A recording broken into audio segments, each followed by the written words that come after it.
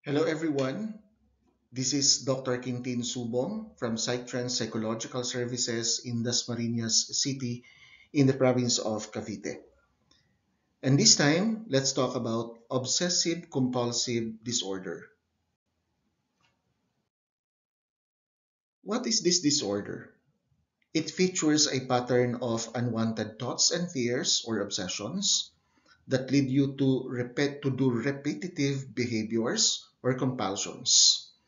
These obsessions and compulsions interfere with daily activities and cause significant distress. And what are its diagnostic criteria? Presence of obsessions, compulsions, or both. Obsessions are defined by number one, recurrent and persistent thoughts, urges, or images that are experienced at some time during the disturbance as intrusive and unwanted, and that in most individuals caused marked anxiety or distress. Another, the individual attempts to ignore or suppress such thoughts, urges, or images, or to neutralize them with some of their thought or action. Example, by performing a compulsion. Another diagnostic criteria, repetitive behaviors, example, hand washing, ordering, checking, or mental acts such as praying, counting, repeating words silently that the individual feels driven to perform in response to an obsession or according to rules that must be applied rigidly. Another, the behaviors or mental acts are aimed at preventing or reducing anxiety or distress or preventing some dreaded event or situation.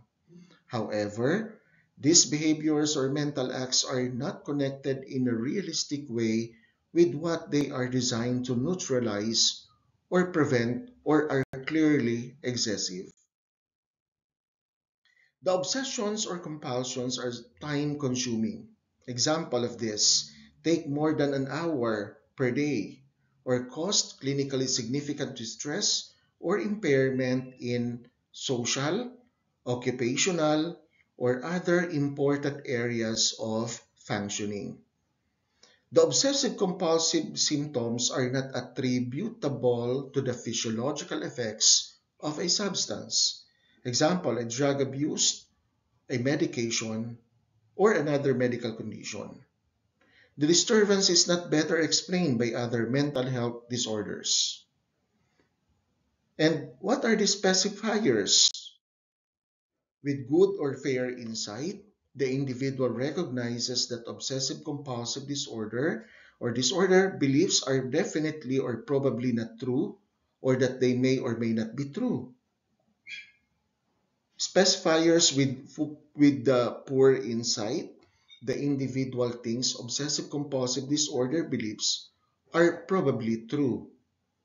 With absent insight or delusional beliefs, the individual is completely convinced that obsessive compulsive disorder beliefs are true. Tic related, the individual has a current or past history of a tic disorder. Let's talk about the associated features.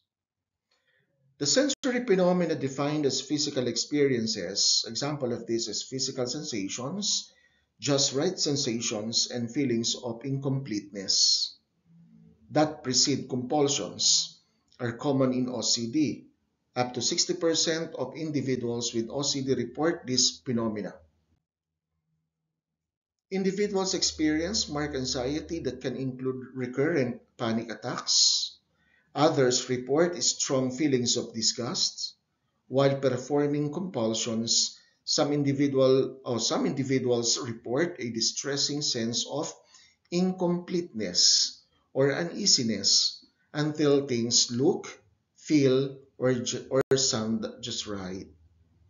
For the prevalence, the 12-month prevalence of OCD in the United States is 1.2% with a similar prevalence internationally, including Canada, Puerto Rico, Germany, Taiwan, Korea, and New Zealand.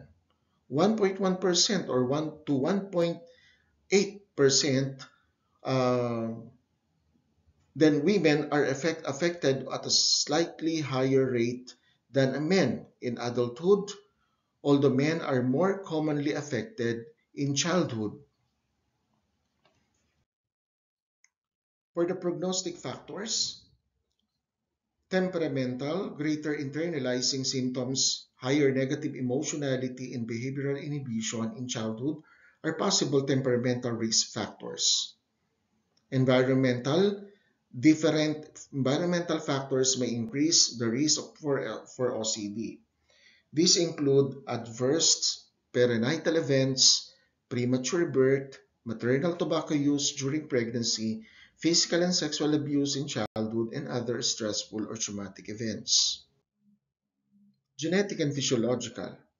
The rate of OCD among first-degree relatives of adults with OCD is approximately 2 times that among first-degree relatives of those without the disorder. However, among first-degree relatives of individuals with onset of OCD in childhood or adolescence, the rate is increased tenfold. For the culturally related issues, there is substantial similarity across cultures in the gender distribution, age at onset, and comorbidity of OCD.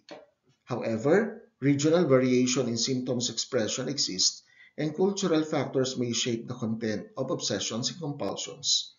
For example, obsessions related to sexual content may be reported less frequently in some religious and cultural groups, and obsessions related to violence and aggression may be more common in settings with higher prevalence of urban violence.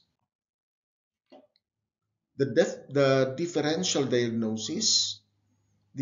diagnosis for anxiety disorders, major depressive disorder, other obsessive compulsive and related disorders, eating disorders, tic or in tic disorder or tics in tic disorder, and stereotype movements, psychotic disorders, and other compulsive like behaviors. And the last one, the comorbidity. Many adults with the disorder in the United States have a lifetime diagnosis of anxiety disorder. 76%, example panic disorder, social anxiety disorder, generalized anxiety disorder, specific phobia, or a depressive or bipolar disorder. 60% of any depressive or bipolar disorder, with the most common being major depressive disorder, a lifetime diagnosis of an impulse control disorder or a substance use disorder is also common. And that ends our discussion for the OCD or obsessive compulsive disorder. For more video like this and for more topics under abnormal psychology, you may subscribe on my YouTube channel and see you for the next discussion and next topic under abnormal psychology. Good luck, everyone. God bless.